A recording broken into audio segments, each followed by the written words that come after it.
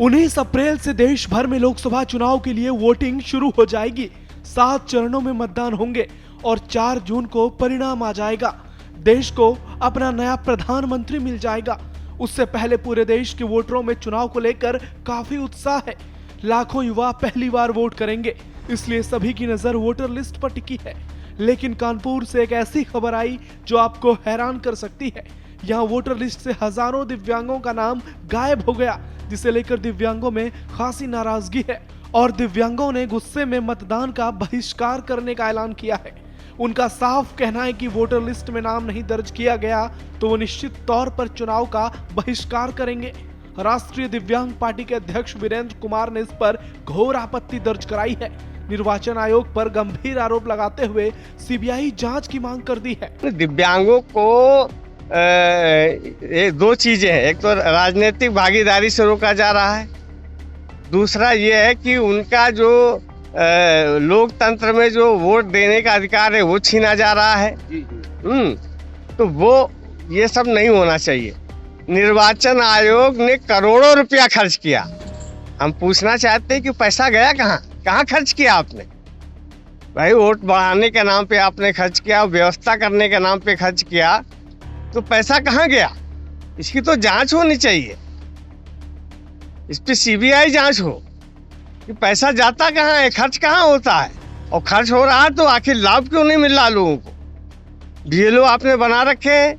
राष्ट्रीय दिव्यांग पार्टी के अध्यक्ष वीरेंद्र कुमार ने निर्वाचन आयोग पर आरोप लगाते हुए दिव्यांगों के तमाम आंकड़े भी बताए।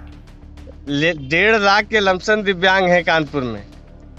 भाई 10-5 हजार लोग ऐसे होंगे जो शहर छोड़ गए होंगे या वो दुनिया में नहीं रहे होंगे, ये मान लेते हैं, तब भी 1.25 लाख दिव्यांग तो कानपुर में है ही हैं। उसके बाद निर्वाचन अधिकारी द्वारा ये कहा जाना कि 26,000 दिव्यांग मतदाता हैं, ये समझ से परे है। इसका हमने विरोध किया और विरोध करने के बाद हमने भारत निर्वाचन आयोग को भी लिखा, जिला निर्वाचन अधिकारी को भी लिखा। सबको लिखने के बाद भी आज तक कुछ नहीं हुआ।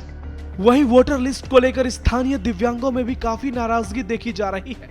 हर कोई आने वाले चुनाव में अपने मत का प्रयोग करना चाहता है। लोकसभा चुनाव को लेकर लोगों में उत्साह तो है, लेकिन वो नाराज हैं। कुछ लोग इसे लेकर सरकार पर सवाल खड़े कर रहे हैं, तो कुछ लोग चुनाव आयोग को कटघरे में खड़े कर रहे हैं और अपनी मांग पूरी करने की बात कर रहे हैं। यहाँ पे पहचान पत्र बनवाने के लिए आए हैं। हमारा 2010 से ही नहीं आता है और लोग आते हैं। असल बात हम हैं किराए पे, जहाँ हम बताते हैं कि हम हैं भाई किराए पे, हमारे पास घर नहीं है, तो कुछ पूछते नहीं, चले जाते हैं, वापस ही चले जाते हैं। ये बताते हैं कि आप दिव्यांग हैं? हाँ, हम बताते हैं दिव्यांग है भाई। हमारा वैसे खड़े होते हैं, खुद ही दिख जाता है दिव्यांग है भाई, पैर कमजोर है, तिरछा खड़े होते हैं।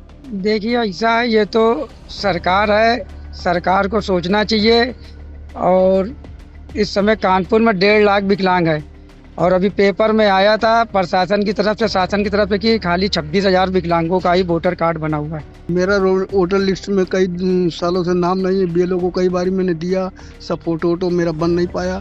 और वहाँ पे जब वोट डालने जाता हूँ तो देखता हूँ मेरा नंबर नहीं आया, तो वो कहते हैं कि तुम वहाँ रहते नहीं हो।